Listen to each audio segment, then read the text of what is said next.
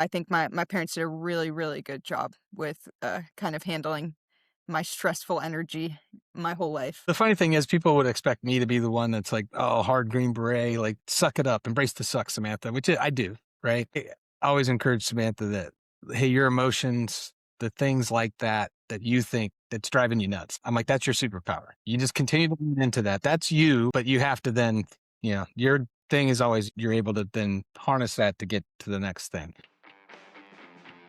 Your stories, your service, your community. This is the Tango Alpha Lima Podcast. Welcome back to the Tango Alpha Lima Podcast. We're coming to you from the American Legion National Headquarters, engaging today's veterans through authentic stories, education, and entertainment. We're building a virtual community that celebrates continued service and supports our mission. And we are very, very glad to have you here and being a part of that community. Stacy, you got a sit rep for us? Good heavens.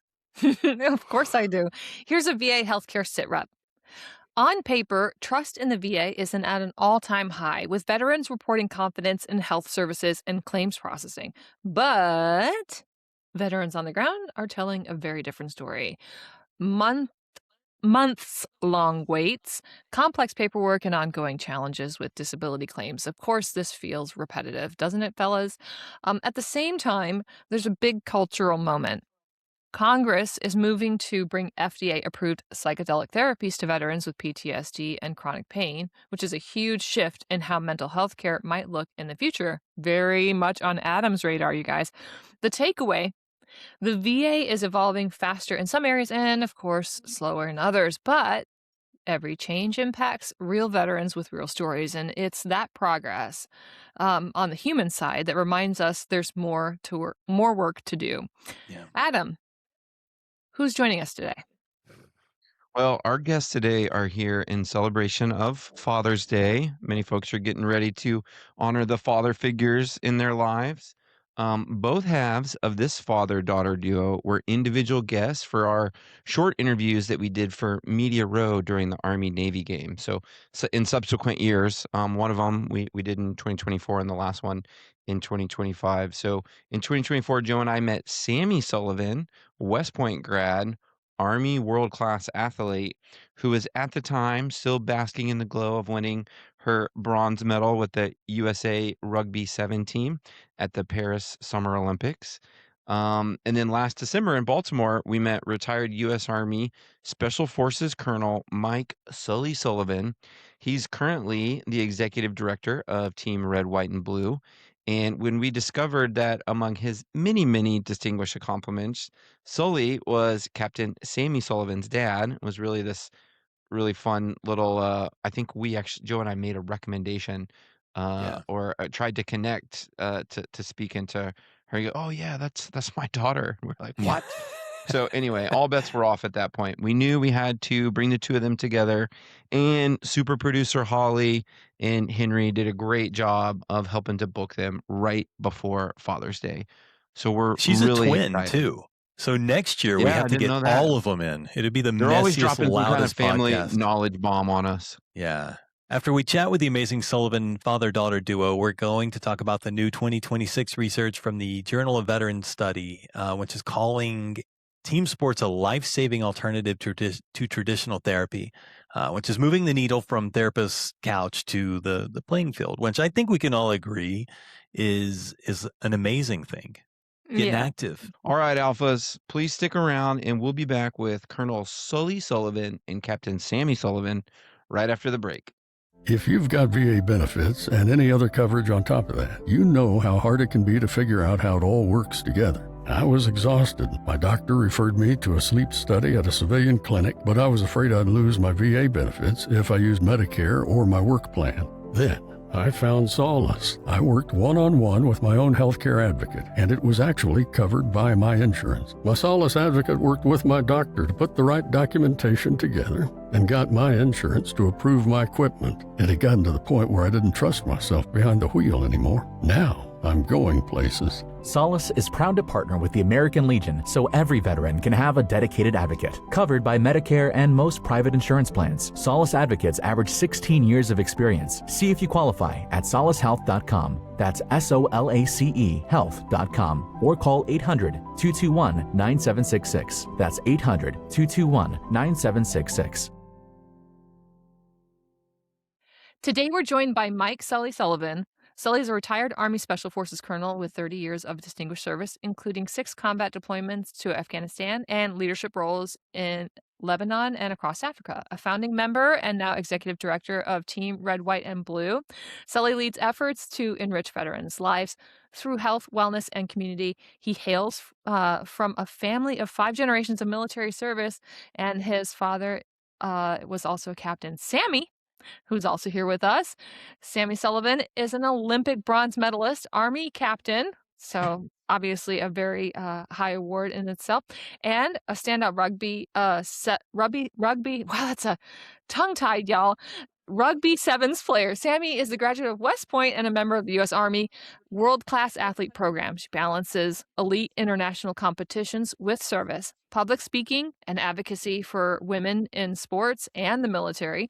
Together, the Sullivans exemplify dedication, resilience, and multi-generational service from both uniform and beyond. The Sullys, father and daughter. Welcome to the Tango Alpha Lima podcast. Thank you so Thank much you very for much. having us. Yes. All right. So I want to start with you, Sully. So you come from 5 generations. We went through some of that when we first got started of military service, which is incredible. Yep. What moment growing up do you think was that made you realize it was a legacy? And did you do it because of the legacy, or did you have your own sort of burning desire to serve? Probably a little bit of both, but I mean, so the photos that are like behind me in black and white, it started with my stories about my great grandfather, my mom's grandfather. Really interesting story. Turn of the century, you didn't have to go to college before you went to medical school. So went to medical school right out of high school, got his degree, wanted to go to World War I as a surgeon, and that did not work out. Because they said he was missing the tip of his finger. So what they told me he could do was enlist and go as a medic. So he enlisted in the Army as a medic, went to World War I, ran into one of his professors. I think he went to the University of Wyoming Medical School, and he was like, "Why are you not in the hospital with me?" And he's like, "They wouldn't let me." So they gave him a battlefield commission on the spot. They made him a captain, and he finished his time in World War I as a surgeon in the hospitals. And then came back, got out, and became a successful surgeon in Montana. But imagine running into your teacher in war. Yeah, right. I mean, it's crazy. So, and then I had 3 grandfathers because my dad lost his biological father before he even met him in World War II. He was a B-24 pilot. So I had stories of those 3 guys growing up and photos of their service during World War II and different things. Yeah. My grandfather, we lost, his uniform was always hanging in a closet next to a bunch of other uniforms, which were my father's because he was ROTC and served in Vietnam. So there was this stuff that was around the house, and I was always kind of gravitated towards, wanting to hear those stories. I was very much a, kid of the 80s that bought into the Cold War and thought I was going to be living Red Dawn in the mountains and all the good stuff, or maybe a Top Gun pilot, So those were my favorite movies growing Cans up. of beans buried in the backyard. Yeah. So I really thought about it coming out of high school, and I looked at both academies, and I was like, no, I'm going to go to the same college my older brother and 2 sisters went to, which was Claremont, which is that pennant behind me. It's a small school in California. No intention at that point. I thought the military had passed me by, but got a letter my sophomore year that said if I went to basic training, I could get caught up to the other cadets and then get a 2-year scholarship to pay for my last 2 years of school from the Army. So not asking my parents, I went for it because that was still in my back of my mind. I was like, this is all for a reason. I'll do that for Pay 4 attention, Sammy. You don't have to ask permission for things. Just do what you want. I'll do it for 4 years and then I'll get out and maybe follow my dad's footsteps into like the law or something else. Because after my dad came back from Vietnam, he became a lawyer and a prosecuting attorney for years. But I got in, fell in love with the service, and made it a career. So the first of all those generations to make it a career. And then that 5th generation is Samantha, right? Her and her brother, she's a twin brother, Jackson. Um, Unbeknownst to me, they were like kind of into the Army life, I guess, because I was a little bit surprised. I mean, more for, I think, Samantha than Jackson, that they had been thinking about the service. And they had different mentors in their lives that had talked about the academies, especially Samantha. I'll let her tell that. But I was all for it because I always joke with them. I was all about public school for college that I didn't have to pay for. And that's what West Point will do for you, or the Naval Academy. I guess Air Force as well. But so all kidding aside, it was amazing that the two of them decided to take that journey on, and they're carrying on the family tradition, I guess, of service, so it's pretty exciting. Sammy, I hear a lot from your dad talking about the gentleman in your family. Were you the first woman in your family? As far as I know, I think I am, on both my mom and my dad's side. So yeah, I am. But because I grew up with two amazing parents that never really talked about, oh, well, women do this and men do this, like it wasn't even honestly, since you asked that question, I've never even had that thought that like, oh, I'm the first woman. It's just always been like continuing military service. So yeah. Accidental trailblazing. I love it. Yeah. No, I think that's a fantastic way to raise your kids, is to let them know there's no bounds by not even mentioning them. And I want to know a little bit about how you chose West Point, because your dad kind of offhandedly mentioned the Air Force Academy, which I think is very underhanded. But anyway, West Point, did you go to West Point alongside your brother, or did he go his own route to a different academy, or what was that like for you two? When we were growing up, we both I think there was this thing of not wanting to talk about where we wanted to go to school, just because if we happened to both want to go to the same place and only one person got in, that would be really, really hard. So we were juniors and sitting at the dinner table, my mom asked, "Where do you guys want to go to school?" And I first said West Point, and then Jackson said West Point. So I'll forever have like he copied me to go to the academy, but as my dad said, we both sort of had mentors in my life. Uh, Terry Buzzard, General Buzzard's wife, at was my friend's mom at the time, and we were playing soccer together. So Terry would drive myself and Caroline, their daughter, to soccer, and she was the one that first introduced me to West Point. She thought, "Hey, you're spunky. You like to lead. You like to yap. Like you would be great in the military as an officer." So that's how I found it, and then my brother found it through his uh, cross country teammate Brooke Schofield, who also has a long lineage of military in his family. So we both had kind of our own separate mentors that told us we would be awesome for West Point, and then both from there thankfully got in, because I think it would have been really, really hard if one of us got in and the other didn't. But yeah, super blessed and lucky to have gotten to go through that type of experience with my twin brother, that's for sure. So did you guys grow up like in the same general area, or were you guys bouncing around a lot when you were growing up? Uh, for the first part of our life, we kind of bounced around, Yeah. pretty much up until kind of 11. It was the typical Army movements, 2 years, pack up and move. But when my dad became a Green Beret and joined third group, that gives kind of ironically, I guess, a lot of stability to your family, despite it not being very stable for the actual Yeah. person Right. in the military. So we spent a lot of our formative years in Fayetteville at Fort Bragg, and that was really, again, just a blessing in disguise. Like I feel like everything happens for a reason, and to get to have middle school and high school in the same place is, as a military kid, like winning the lottery. So that was Well, you very know what they say, if you want stability, go special forces. That yeah, nobody ever says that. Wait, they do what? exactly, I'm exactly. curious. You both are very athletic. Um, Sully, Yeah. you were you an athletic child as well? Were you into team sports, or were you more like cross country like your son? Tell me a little bit about athletics in your life and how that influenced your children. Oh, sure. Yeah, I grew up in team sports, in a basketball gymnasium. I mean, my three older siblings, they all played team sports growing up. My oldest sister kind of moved away from it in high school, but both my brother and sister ended up going to Claremont and playing basketball there. My brother played football there as well. So I grew up like at sporting events, and that was very much a part of our life. My parents had this belief that, you should do extracurricular activities.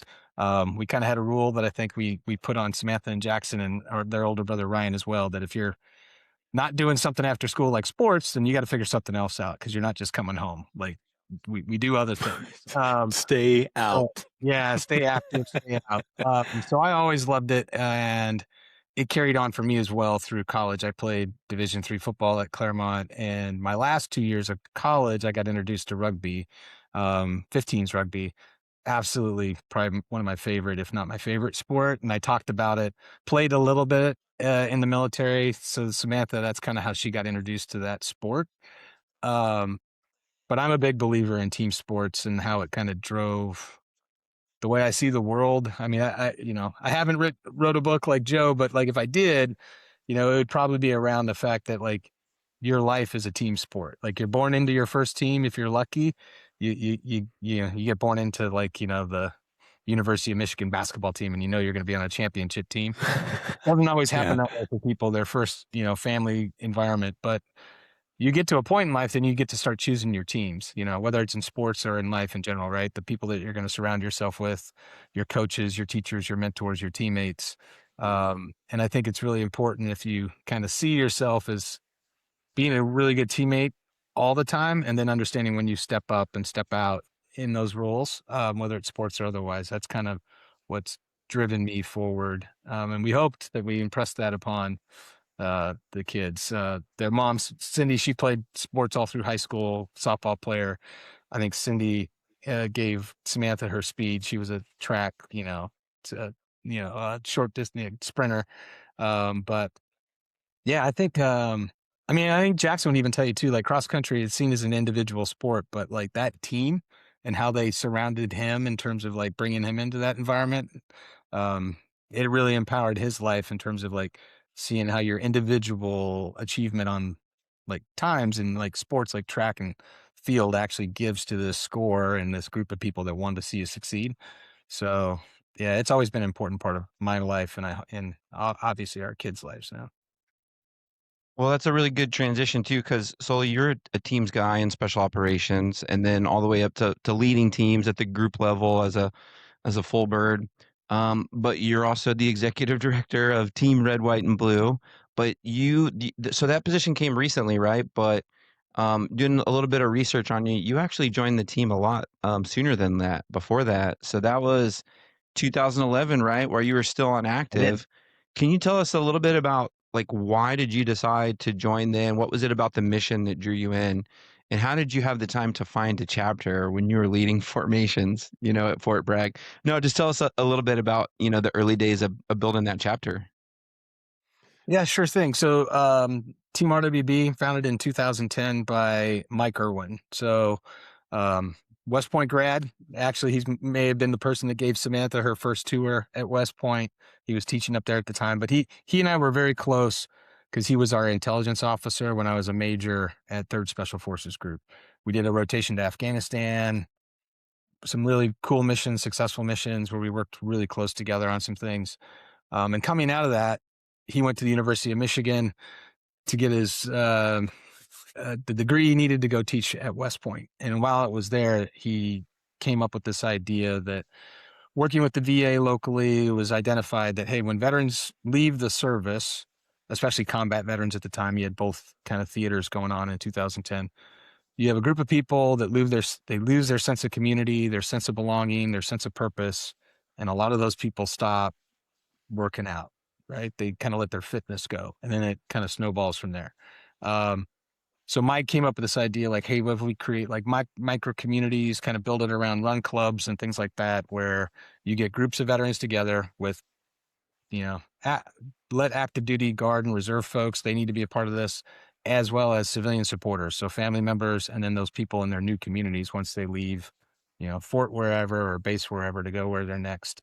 They have this kind of tribe to plug into and keep active, keep their physical fitness up, and you have, that sense of community and purpose. And So that was- accountability. yeah, accountability is huge, right? Especially when it comes Yeah. to fitness, right? So that's how it all started, with this idea. And then that, enriches veterans' lives, which is the mission. So Mike, knowing that like, hey, I need to get this thing going, I need some folks I can trust, he just started picking up the phone and calling everybody from his, West Point alumni to people that he served with, in multiple places in the military. And I was the guy he called that was still back at Fort Bragg. At that point, I was the G3, the operations officer at the Special Warfare Center in school. And he's like, I need you to start this thing, and I had the same, like, Mike, I'm really busy. I'm active duty. You just became a lieutenant colonel. Yeah. I'm running the schoolhouse. He's like, I got it. He goes, but this is important. He goes, I really think this is going to be big. And his pitch to me was like, hey, Sully, here's the deal. Like, this is going to happen to you. Like, I don't care what happens in your career. You could be a general officer someday. Eventually the service is going to be done with you, whether you're done with it or not. He goes, and you're going to want a thing like Team RWB to exist. He knew I was a very active runner, and he's like, so this, he goes, this is long-term for you as well, if you want to help build it now. That was his selling point. And I was all in. I was like, all right, Mike, I trust you. Let's get this thing going. And it was like ground up. I kind of, used my skills as a Green Beret, like don't do anything yourself, work by, through, and with other people. I reached out to then was the new Fayetteville Running Club. They were just getting off the ground. A lot of military folks, veterans were a part of that in that community, and showed up with a box of red T-shirts, explained to them what we were trying to get started, told them all their members now. We'll combine the two teams. It's still that way today. It's kind of crazy how the things start and stay together. When you don't ask, you just say, hey, this is what's happening. Yeah. But they bought into the same idea. Like, this sounds really cool. And they saw the opportunity. Well, we could pull more members into the running club if we do it this way. And it took off. And everybody loves a free T-shirt. Everybody loves a free T-shirt. They do. Got a cool logo, and, so so I was very active for that first couple of years. I got picked to be a battalion commander, and I knew like I don't have the time to give to RWB like I did. So I found there was a Air Force veteran that lived in the area that was a GS civilian on Pope, and he's like, I'll take this over for you, Sully. I gave it to him. He took it to the next level, and it continued to build from there. I remained a member for the rest of my career, whether it was at Carlisle at the War College, or doing things online when I was deployed, coming back to the Fayetteville chapter when I had opportunities, and to do so. And Mike was always in my ear about, hey, when you retire, I really think that you'd be a good add as a staff member. Like, this would be a good job for you post service. You get to continue to serve. You love fitness. You help build it. It's more fun though to get all the benefits without any of the responsibility. That's always been my way of looking at things. But I want to jump over to Sammy, because I loved what I did. So I was a corpsman. I went over to Fallujah. I was the medic for Marines, and they need somebody there with some common sense. And I love my Marines. They took good care of me, and I took good care of them. But the only time I've ever questioned my career decision is when I got to visit the Naval Academy. And I haven't gone to see West Point, but when I was walking through the Naval Academy, it blew my mind how much history and tradition and stuff. And I know it's got to be the exact same. And some would argue, maybe some people in the room would argue, even better at West Point. What was it like when you first walked through West Point, when you first met those people, and you see everybody walking around, being all professional and everything? Was it, when the first time you saw it, were you immediately like, I want to be a part of this? Or did it sort of grow on you as you sort of aged into it?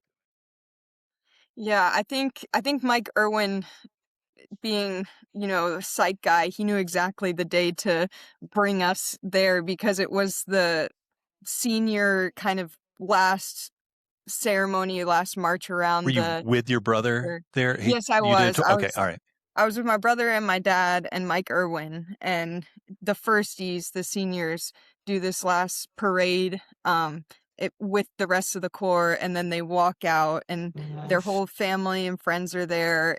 Everybody cheers, and it was like I instantly got goosebumps just seeing how excited they were to graduate, how proud their families were of all of them. And yeah, I think that moment, I was like, yeah, I want my parents to be there and see me do that, see me march out of formation. Very unfortunate I graduated the year of COVID, so they didn't get to see that, but it all worked out for the best. And yeah, I don't think Jackson or I would admit it at the time, but we both wanted to go there so bad that it would have been pretty devastating had we not got in. But it was a really awesome trip. And like you said, the history, the buildings are all so beautiful. The dining hall looks like Hogwarts. I mean, who doesn't want to go to Hogwarts? So Exactly. it was awesome. Well, with the Marines, they all just hit each other with the sticks. They had to take their wands away. So maybe West Point's a little more civilized. Just a bit more civilized. I think you'd be surprised at what tomfoolery cadets can get up to, but Oh, I can only imagine. yeah. You'll have to tell us that later.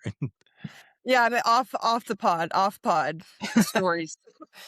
Sammy, I was going to ask you. You obviously probably played rugby at West Point, if I'm not mistaken, and then at some point you had a decision to make, right?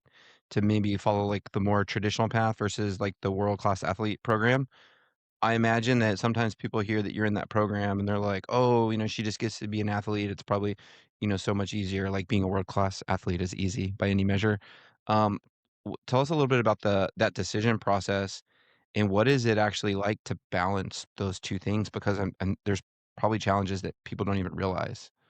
Right. And great question, because I do think I get that comment a lot. And for me, when I was graduating, there was the opportunity to go straight into the world class athlete program, but again, with COVID, that delayed the 2020 Tokyo Olympics by a year. So me graduating in 2020, there was no way I was going to make the 2021 Olympic team. And did I really want to go sit and be basically a body bag for the team for a year in the lead up to the Olympics? Not really. And also, I have had this first dream of being a platoon leader my whole time at West Point, and hearing my dad's stories about being a team leader and a platoon leader. It just seemed like the most fun job in the world. Like they're in such high, intense adversarial situations, but you always find a way to laugh, and it's because the people you surround yourself with, right? So I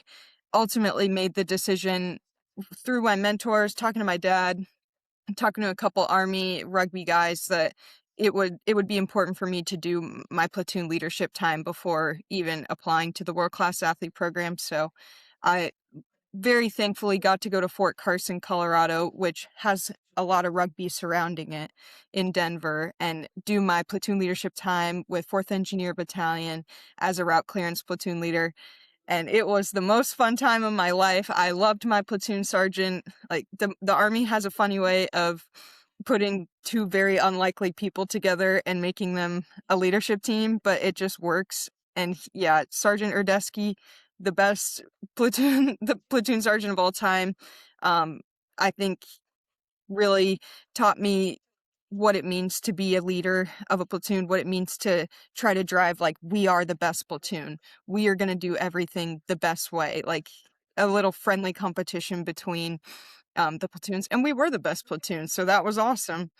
But once I was done with my platoon leadership time, I applied to the World Class Athlete Program with a letter of recommendation from the head coach of USA Rugby, Emily Bidewell, which is a requirement. You can't just apply to WCAP and get in. You have to have some sort of rapport or kind of guarantee that, yes, this person has a 90% chance to go to the Olympics, whether it's a individual sport or a team sport. So, Wow. and every year you have to meet certain requirements to stay in. For rugby, I have to get selected for a certain number of tournaments every year.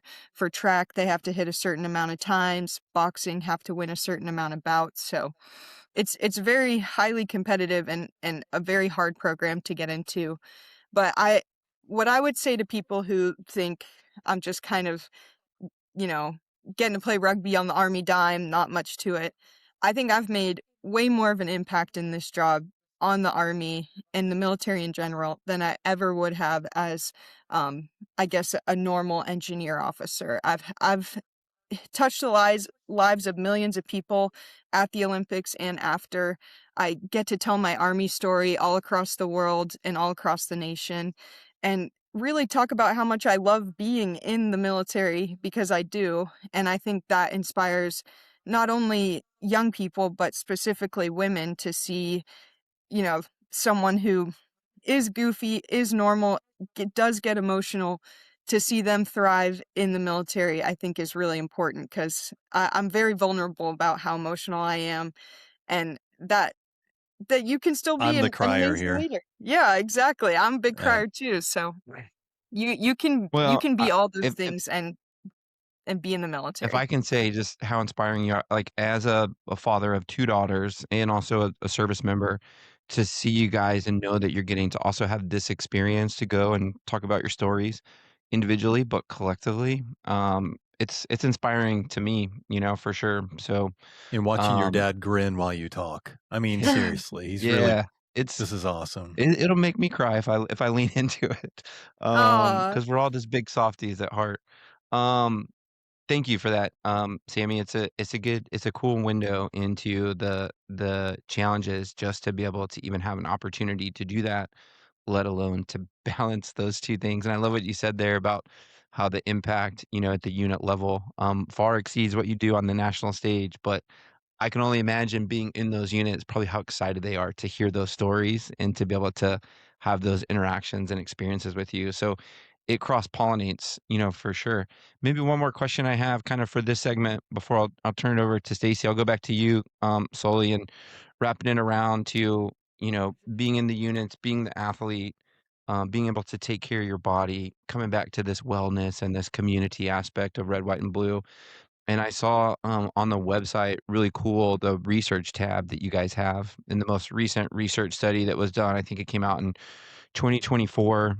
Working in veteran mental health myself, knowing how important it is to lead with the science and the data and those qualitative, and quantitative outcomes that help really move the needle.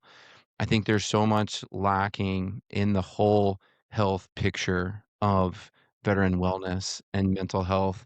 So can you just talk maybe a little bit about, that study, if you were involved in it or whatever? I think it Yeah. was really cool with what you guys did to be able to get to those outputs. And what is it that we're kind of collectively missing from this whole health equation right now from the way that we're thinking about it? Yeah, absolutely. So the study you're talking about took place in 2024. And it was to the point where, and I had just come on to the staff. I just retired, and I was initially hired as the chief of staff to kind of get a sense of things with this long-term plan that I would take over as executive director, which happened last year. But right when I got on board, new guy, longtime member, we started to have discussion about, hey, we got to kind of, I believe in this. You guys believe in this. We've been doing it for almost 15 years. And like, we got to prove it though. There needs to be a little bit more data behind this. And our deputy director, John Penner, goes by JJ, had already been working on it. He's like, we're working on this thing. We have this idea for a 6-month study. It won't be an academically peered study, but we're going to use our members. We're going to like see if we can say what, prove what we say. And the idea was, take 60 brand new members, 6-month period, have them join, encourage them to pick a big fitness goal so they had something to work towards. And we do that with every one of our members every year. And it's something that you have a 50% chance of failing at. So kind of a misogi, if you know the comfort crisis, but pick something hard that you're going to have to actually put some energy into, and then just participate. Like, we didn't tell chapter captains, we didn't tell Eagle leaders, we didn't tell other people like who was in the study. We wanted them just to like organically use the application that we have, join the challenges that are virtual, go to the in-person, chapter events, and work through this. We had a company that allowed us, we drew blood so we could get blood markers. We had Fitbits on them so we could get wearable data. And we have our own thing called the Enriched Life Scale that's been developed through the University of Syracuse years ago to self-assessed kind of health and wellness scale that judges your sense of purpose, your community kind of sense of like personal relationships, strength of those, your assessment on your physical fitness and health, and then your mental health and fitness. So it's a 19 question survey that we have all our members take. And we asked them to, hey, take it before and then take it after a 6-month period. And, we just let it go to see what would happen. And it did exactly what we hoped it would do. It proved, the blood marker was like pretty significant in terms of like, we had doctors who were like, you guys didn't give them any sort of supplements or any sort of other, like, this is a pretty significant improvement in some folks that had some very kind of troubling blood markers that, just physical activity, community, them kind of taking responsibility for their holistic health got them here. We saw their Enriched Life Scale, the ELS scores go up by like 20% collectively in all 4 of those categories that they self-assessed in. But body mass index went down, weight went down, and overall, like, wearable data increased, like steps increased, sleep data got better, all those really important things. So it was exciting for us because, again, there's a sense in the health and wellness community that we really focus on the point of like clinical need, which is important. Like, there are people that need clinical help, both mentally and physically. And a 5K isn't going to solve that. A community 5K every Wednesday, probably not going to be what you need to get past some of these more critical things when it gets to the clinical level. But we believe that you can stay left to clinical and be proactive if you commit to the fact that you need to continue to do this work. And if you're surrounded with a community that helps with the accountability, provides you an opportunity to see a sense of purpose, because you're not only taking care of yourself, but by you showing up, like, that's a volunteer opportunity for you to help the person that needs you to be there to show up and walk that 5K with them on a Wednesday, So it's a different kind of volunteering. Some people are like, this is kind of an easy button when it comes to volunteering, because I was going to work out anyways. Now I'm working out with a friend and it's even better. We're like, that's the power of the community. So ideally, we're going to keep you left to that moment that could potentially, is a physical issue or a mental issue, get you in the clinic. We also, though, say, but hey, if you have to get to the clinic, that's fine. Hopefully you've built up some more, resiliency, some physical health and some mental health skills. You have that community that's going to be there for you as you're going through maybe a harder time to work through that harder issue. And then when you get done with whatever you're working on in that period, you go back to doing that, long-term longitudinal work that keeps you, back left to clinic. So, the study, we think kind of proved that. We've done additional work when we start to look at our data, and we continue to see it through ELS scoring. We're going to encourage our members. We're going to roll out like a fitness assessment. And I know a lot of veterans are like, I don't want to take another PT test. But we want to give them a tool to say, hey, look, it's important. Like, again, like Team RWB, we're not going to allow you to victimize yourself or like give you the easy door out. Like, we're going to tell you, hey, it continues to be a challenge. You got to put in the work every day. There's no easy button. There's no magic pill right now. And I don't think you want it. Like, you get more out of it when you do this together and you have some shared experience. But we need to give you some tools to self-assess, because, you got to identify, like me, I'm not looking forward to the stretching portion of our physical assessment, because I know I don't have any sort of flexibility. And everybody tells me at my age I should be doing yoga. And I'm like, that sounds like something I don't want to do. I don't like stretching. Stretching makes you stronger. That newfangled yoga. But it does a lot for you, right? In terms of keeping you mobile, works on all these joints that I have issues with. Keep them flexible, keep them moving. I can literally take my leg all the way off. That's how flexible I am. Oh, Lord. You I have think we have the added benefit of, yes. So it's really exciting, I think, of what we're doing. Because we always get blamed of, hey, you guys are just a really big running club. Like, do people really need you for that? There's rare folks that can get up every day. They don't need anybody else to get motivated, put the headphones on and put in the work. I would say that having a community to help you do it makes it so much better. Yeah.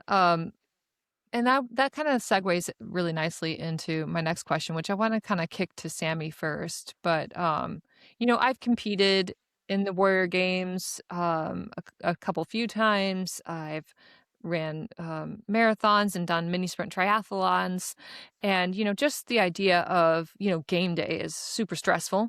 And it's nothing compared to combat, but stress is stress. And so my question for you is, how do you work through those sort of like the stressors, like from active duty to performance on the field, and especially like when it comes to something as high visibility as the Olympics? And have you ever talked to your dad about like methods of stress management and things like that? And what is talk around the dinner table like regarding that? So this is a really funny question because specifically with service, I really kind of towards the beginning of my life, I used to be a nervous puker. So my first formation of air assault school, we're sitting there and they have you in number order. You're just like a number at that point. And I don't know what it was. I was nervous about the PT test because it was in full, OCPs and 2 mile in the heat. I was nervous, but I just turned to the side and threw up, like in the middle of the formation, but silently, so they never saw that happened. But my twin brother also happened to be in that class, and he was like, "Oh, what the hell? Why did you just do that?" And before my first travel soccer game, I threw up. Like, I don't know. And as a platoon leader, my first time out to training in the desert of Fort Carson at night, my very first mission with my platoon, I was like, you guys go, I have to call up on the radio. And I threw up. Like, I don't know. I don't know. I've always been like a stress ball person. Did you open up the comms before you threw up? Because that would have been like a power play. Yeah, that would have been awesome. Captain Allen, like, hey, Captain Allen, just checking in. Oh, like, no, I didn't. And you have to say over afterwards. Yeah, exactly. But I've just always kind of been a stressed person, and I think what my parents did a really good job of doing early in life is never like coddling that. And I know that sounds kind of harsh, but I think had my parents in every little worry I had growing up been like, oh, it's okay, like, oh yeah, just kind of coddling me, babying me through that, I wouldn't be sitting here talking with you guys as an Olympian in the Army. I don't know what I would be doing, but it'd be something a lot low stress than I find myself doing every day now. So I'm really grateful for my parents for kind of instilling like this grit in me from early on that I had these I'm stressed about school, the Army, whatever. It's like, okay, yeah, I hear you. Like, I hear you on that. That is stressful, but what are you going to do about it? Like, how are we going to get through it? And with game days, it's been the same way. Like, I find ways to get through the stress, whether that's having the same sort of routine before every game day, eating the same things so I know my stomach won't go crazy, putting my left cleat on before my right cleat, listening to the same playlist. Like, I just try to keep things routine before stressful moments, because I do believe, like, you don't rise to the occasion, you fall to the level of your training, as we've all heard a time or two. So yeah, I just try to stick to those routines. And I think my parents did a really, really good job with kind of handling my stressful energy my whole life. So- Go ahead. Now I was going to ask Sully what kind of pep talk you gave her when she was in the corner puking. Did you at least hold the gal's hair back? Like, there, we like rub some dirt on it.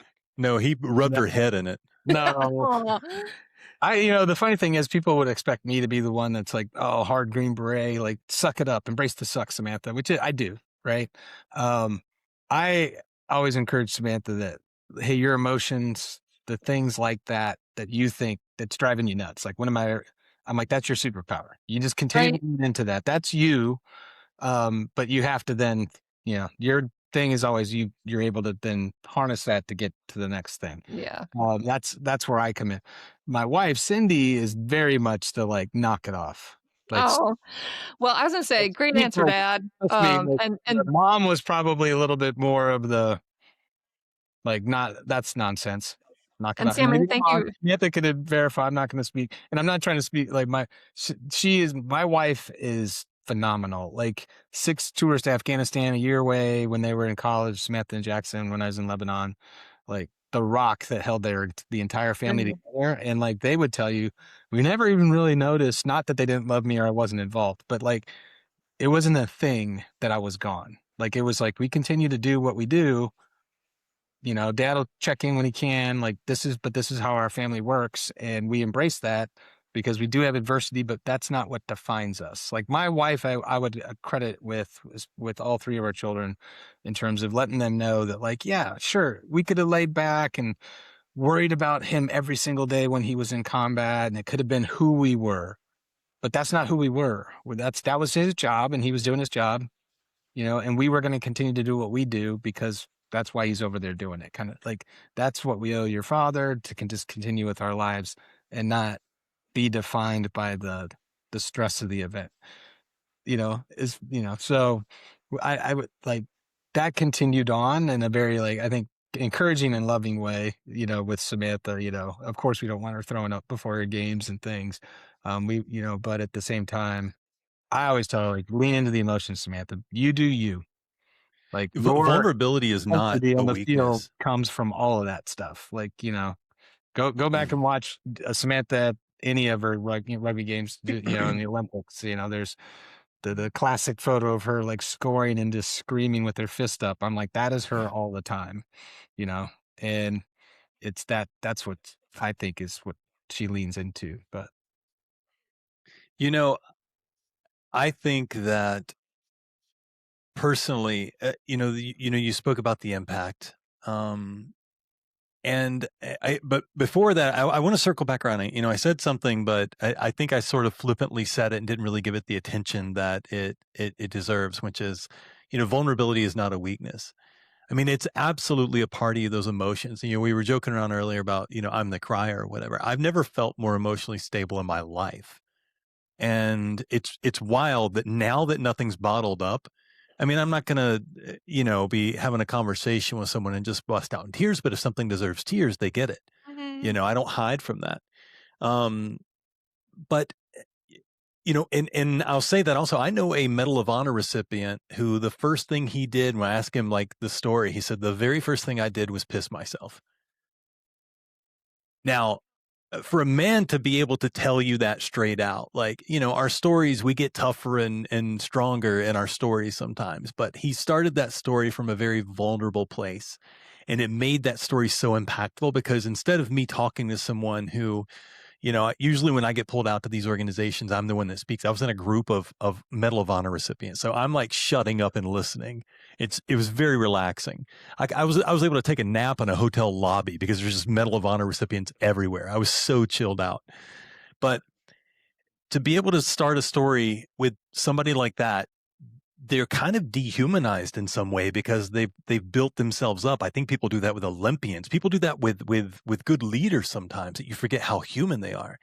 So when you take those moments and you make them human again, you get something really special. You're a collection of the people you surround yourself with. And that circles all the way back around to my point that I actually have, which is impact. You never know how important you are to someone. You have no clue. Because not everyone looks you in the eyes and say, I really appreciate you. You've meant a lot to me in my life. That's a hard thing. Not everyone is built to say that, but you see your own actions built in others and how they grow and how they lead.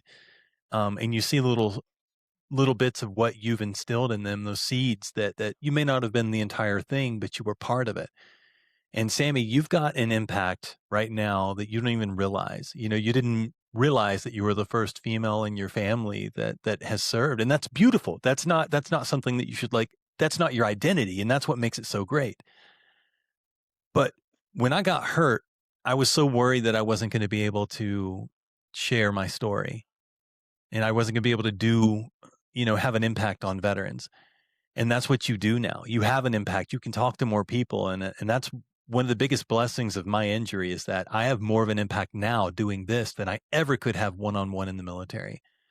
So I just want to let you and Sully both know how much you mean to us, to people like you. Without people like you, we don't have red, white, and blue. We don't have people that have got that fire in them that send them to the Olympics and turn into role models. Whether you like it or not, people look up to you. So I guess that's less of a question, more of an acknowledgement of the impact that you guys have had, because I think sometimes we tend to downplay that stuff. And I just want to, say it straight out that you guys are rock stars. Well said, Joe. You guys do have such an impact, and it was a great walk through all the impact that they're making. But Sammy, I want to know what's next for you. Do you got any tournaments coming up? Where are you guys at on the national circuit, or are you more focused on unit level activities right now? So I'm always focused on unit level activities. Whenever there's What I'm an talking off about. period or an off day, um, I'm out there. I just gave a talk to like 7,000 future farmers of America last Sunday in California. Wow. So, oh yeah, it's really cool the places this job takes me. But our next tournament is actually in Hong Kong, April 17th to the 19th. And it's a part of the HSBC World 7 series. You can watch it if you want to wake up with my parents at all hours of the night. You can watch it on Paramount Plus. Our games will be posted on the USA Rugby Instagram page those times. But yeah, really excited. This will be my third time in Hong Kong. I love that city. I think it's beautiful. The food is amazing, and the rugby culture over there is so incredible. A historic tour stop for the Sevens program. So I know it's just going to be one big party, and I'm really excited. Well, congratulations. I've been following you since we connected in 2024 and seeing all the progress and updates, and you guys are killing it. It's so awesome. I highly encourage everybody to follow along, root for Team USA. Congratulations. We're looking forward to more wins. Sully, what about you? What's kind of on the radar? What's up next for you and Team Red, White, and Blue? Yeah, continue to get better every day, right? Like any opportunity to make any part of the organization better is what we're working on. We just came off like an incredible February where we took over what used to be called the Taji 100. We revamped it. It's the GWAT 100, and it encourages people to move 100 miles, whether they get to choose the modality: bike, swim, walk, run, but try to get 100 miles in the month of February. It's the coldest, it's the darkest, it's the worst weather, no matter where you're at in America, and you only got 28 days. Um, we thought maybe we'll get, historically, this event usually got about 14,000 people. We ended up getting almost 25,000 Americans to sign up. It gave us an opportunity to re-engage with the active duty community, because we're kind of leaning back into this idea that your veteran journey starts the day that you join the service. Like, you're going to be a veteran no matter how you leave the service, once you raise your hand and join. So we're leaning back into that idea of trying to find those future Sullys that are going to be members of Team RWB from the very start.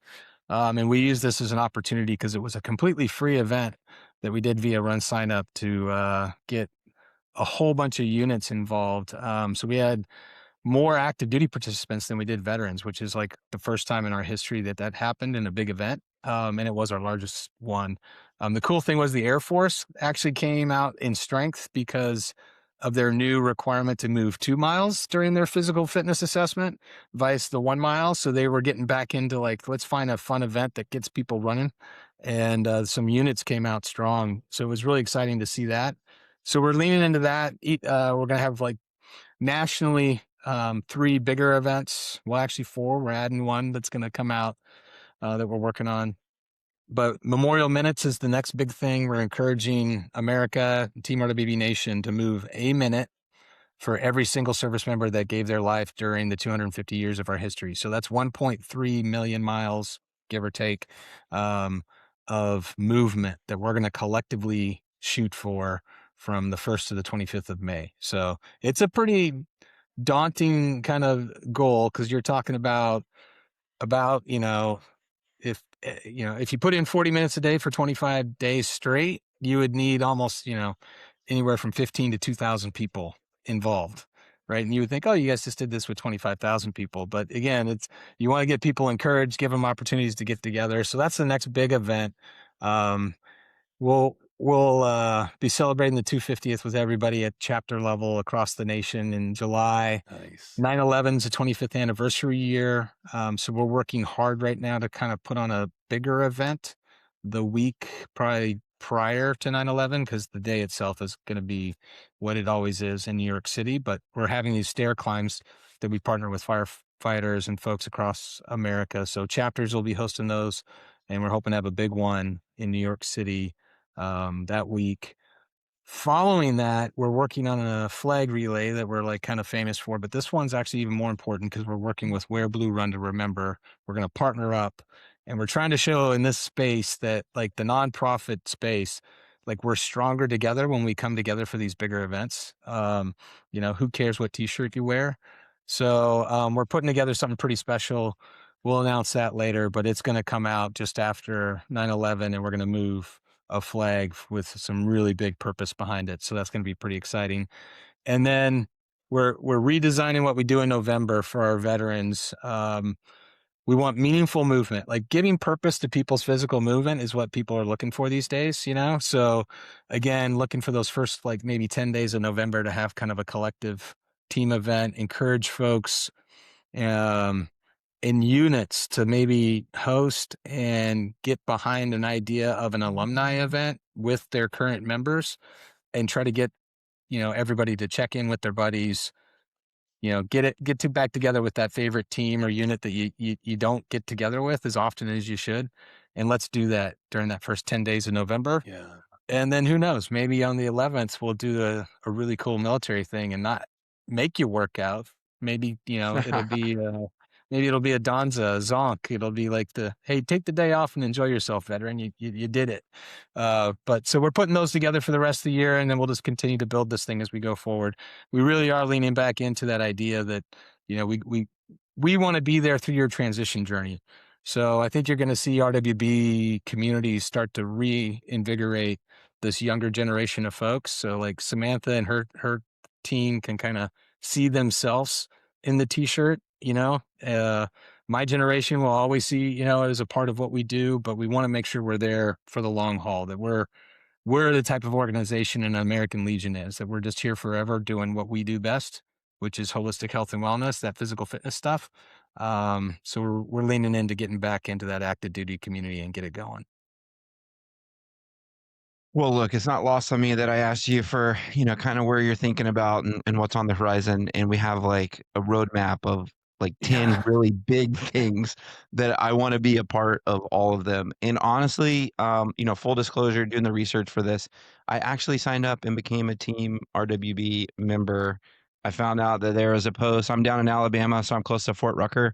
And there's a post, and it's really cool how once you join, it takes you kind of to the membership, kind of Facebook style page, and it auto joins you based off your location. Cause I was like, okay, well, how do I get plugged in? How do I integrate? And what are the events and things like that? And if you were I blown got away by confused by the directions and by what accidentally Sully just joined the said, mob. go into the website and join and see all the programs and events and how they set up that infrastructure and architecture, all the way going full circle to the legacy of the Sullivan family, to all the way to the what you guys are doing in service, in the national stages for sports, and then in the veteran community, helping us to remember that we're all going to be veterans at some point on the other side of service. I couldn't agree more.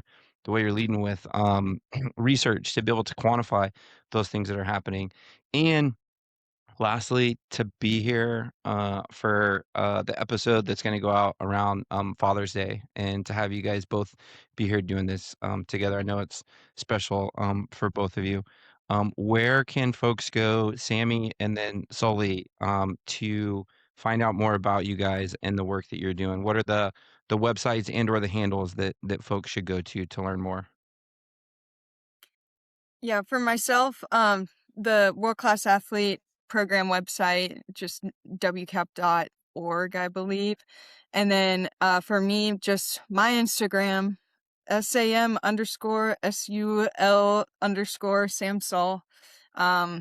I do Lego sets over there. I do jokes over there. I play rugby over there. So yeah. And I just want to take this time to say, like, my dad, I love my dad so much. Like, he is so awesome. I mean, to get to be on a podcast with him has been really fun. And it, like, and also I feel like he sold himself really short. Like, look at all those medals right there. That's from, like, growing up, seeing him do ultra marathons and 50 milers, 100 milers. Like, wow. We, and getting to wear this t-shirt too. Like, there's pictures of me at 11 with this shirt carrying a little American flag, and my dad with a big American flag. Like, team red, white, and blue has also been a big part of our father-daughter bonding as well on runs and stuff. So I would encourage people with team red, white, and blue, like, get your kids involved as well, because I have so many memories of doing mud runs in the team RWB shirt, and it's a great way to get your kids involved too. But yeah, I love you, Dad, so much. You're awesome. Aw. Oh, that sounds really sweet. Love that. Thank you, Sammy. Um, I want to thank you both for your service, for all that you're doing for our nation after service. Well, Sammy's still in, but good luck with all your future games. And I know Dad's gonna be on the sideline waving his flag for you. And to all you alphas out there, happy Father's Day, and be sure to thank the father figure in your life for all that they've done for you. Alpha, stick around for some scuttlebutt after the break.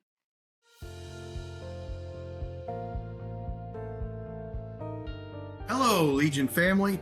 I can't believe how quickly the past year has flown by. We are now just weeks away from celebrating 250 years of our great nation. Of course, the American Legion has been counting down to this milestone with our USA 250 Challenge. We have seen posts conduct successful community service projects. We have seen Legionnaires improve their mental wellness. And we have seen American Legion family members achieve fitness goals. I am very impressed with these accomplishments, but we have one challenge left to conquer. My goal is to raise $150,000 for the Veterans and Children Foundation. The VCF changes lives and saves lives, but it can only do so with our funding from your donations or fundraising efforts. I know that American Legion family members can rally to execute a mission. This is our mission, raising $150,000 for our disabled veterans and military families in need. We are close, but we need your help. Please consider a tax-deductible donation of any amount to the USA 250 Challenge. Thank you for your support, your continued service to our military veterans, and all that you do.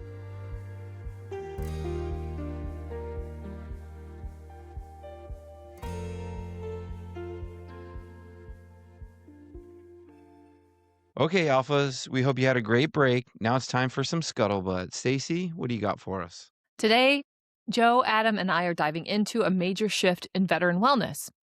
A new 2026 research from the Journal of Veterans Studies is calling team sports a, quote, life-saving alternative to traditional therapy, moving the needle from the therapist's couch to the playing field, and from the bipartisan Veterans Sport Act gaining steam in D.C. to how groups like Team RWB and the American Legion are rebuilding the military tribe. We're breaking down why a roster spot might be the most important prescription on a veteran, or that a veteran could get this year. And let's get into it. The Game Changer study titled Playing for Freedom is a formal look at how team sports are literally functioning as a life-saving intervention for PTSD. I absolutely love that. They're calling it life-saving, and we've known in the veteran community for years that getting back into like a unit environment, you get out and you feel disconnected. The whole time you're in the military, they teach you to rely on one another, and then you get out, we tend to isolate. But getting back in that unit environment, even if it's just a weekend softball league or team RWB ruck, it changes your brain. It moves you from that isolation back into that connected teammate mindset. Exactly. And so the study specifically found that team sports provide a non-clinical pathway like that. And for veterans who aren't ready to sit in a therapist's office, the field is where the healing starts. It showed that a significant reduction in suicidal ideation uh, because of the sense of belonging and accountability that team sports or community gives to an individual. Well, this is great too because the VA is putting their money where their research is. So they just announced nearly 16 million in grants for adaptive sports and recreational therapy, which is great. So whether it's the National Veterans Golden Age Games or local chapters, the prescription could be as easy as just shifting slightly from, or maybe massively, from a bottle of pills to a roster spot. So if you're listening and you've been stuck on the couch, and we have those days, weeks, months, or even years. Arthritis. Well, yeah. Yep. Or you may have arthritis. This is your sign. Get off the sidelines, find a team, find a new tribe. Get back in the game. It's science alphas. There's no excuse now. Yeah, and I agree, Joe. We'll have a link to the full study in the show notes, but I think it's time to talk about the heavy hitters putting their money where the research is. And Joe, you've been following the American Legion's latest plays. What's going on there? I sure have. If you think the Legion is about bingo and affordable beer at the post, you're living in the past. Those days are gone. They're still floating around, but that's not the identity of who the Legion is. They're arguably the biggest advocates for veteran sports right now. They've gone all in on the Be the One campaign. I don't have a tattoo, but I have a sticker on my prosthetic leg that says Be the One, which is kind of the same thing. But it's a massive push to end veteran suicide. And it starts with us, and they're using sports as that primary vehicle for that. Yeah, they really are. They actually became the first veteran service organization to officially sponsor the Army Navy game recently. I think 2023 was or 2024 was the first year for that. But for the average vet listening, the real boots on the ground support comes from the Operation Comfort Warriors program. Yeah, that's right. The OCW, is that what they're calling it now? Like, everyone loves a good an acronym, right? We need more I acronyms.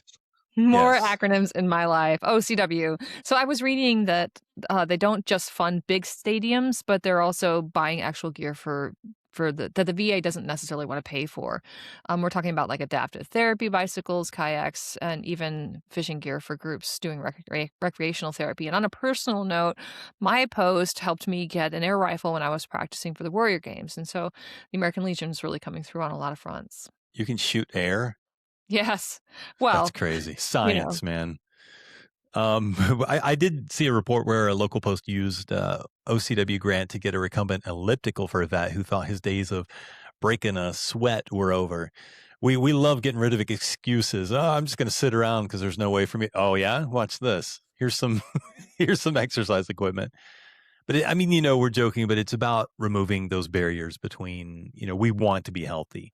A lot of times we just don't see that avenue. And if a vet wants to get active and can't afford a $5,000 adaptive bike, because this stuff is so much more expensive than, like, you can jump on Facebook Marketplace or eBay or Craigslist and find something somewhere that somebody has bought and didn't want for $50, or you pick it up or whatever. But when it comes to adaptive equipment, it's wildly expensive. And if you can't afford that $5,000 adaptive bike, the Legion steps in and says, we've got you. Yeah, and they aren't just doing it quietly either. They're testifying on Capitol Hill, whoop whoop, shout out, pushing for more federal funding for adaptive sports because they see the data we talked about earlier. They know that a veteran on the team is a veteran who is connected, and a connected veteran is a veteran who stays with us. It's a full circle. Full. I can't talk today, you guys. It's a full It's a circle what? mission. It's a ba ba ba ba ba. But the American Legion's baseball for the kids to rocking with the old guard. The American Legion's proving that the tribe stays together through sports. So look, if you're looking for a way to get back in the game, check out your local Legion post. They might have a grant or a team waiting just for you. What you got, Mr. Adam? If you're looking for a leader, one who's heard as well as seen, just look to a leader who wears Blue Oh, I jeans? messed it up. A bar of gold on Army green. That's it. Oh. The second lieutenant talk. All right. We've covered the science and the community support, but we have to talk about the Hill for a second. That's right, Capitol Hill, Joe. What the Because hell? this point, not King of the Hill, because this Playing for Freedom study isn't just sitting on a shelf. It's actually causing a bit of stir in DC. It's rare to see such a research paper move the needle this fast, but lawmakers are already citing it in hearings. We're looking at a bipartisan push. That's no easy feat these days for the Veterans Sport Act. Essentially, they want to stop the VA from treating adaptive sports gear like specialized rucks or racing chairs as luxury items. That's wild to me. Wild to me. I wanted a mechanical leg instead of the computer chip legs, and it had to go through like a full committee. It wasn't even more expensive. It just wasn't on their like allotted list. But I've had too many legs that have malfunctioned due to electrical issues, and I don't want to be in a situation where I have to charge my leg every 4 to 5 days. I want to have access to a mechanical leg, and that's considered a luxury item. But if a vet needs a specific prosthetic like that to get on a mountain bike or to clear their head and not feel like you can't go camping, you can't go on a cruise because what happens, you just can't walk. If that happens, you have to take your wheelchair everywhere you go. There's nothing more annoying than going through an airport with a wheelchair than maybe going with a pair of twin toddlers or something. But it's not a luxury. It's a medical necessity, and it's about keeping people in the fight in that window of when they need it. Yeah, I couldn't agree more, Joe. That's the political ramification here, right? The study provides what they call scientific cover. It proves that these team activities reduce suicidal ideation by over 20%. That's no small thing. 20%, guys. It's much harder for a politician to vote against a recreation grant when you can point to a study that literally saves lives. We're also seeing the National Veteran Strategy Act of 2026 gain steam. It's a mouthful, but the goal is to make these non-clinical pathways, like the ones Team Red, White, and Blue and the Legion provide, a permanent part of the VA's budget, not just a pilot program that could get cut next year, something that actually sticks around. You know, I think it's about time. I mean, honestly, we're moving away, I think, from the here's a pill, good luck model to, here's a group of people, here's a team, get to work.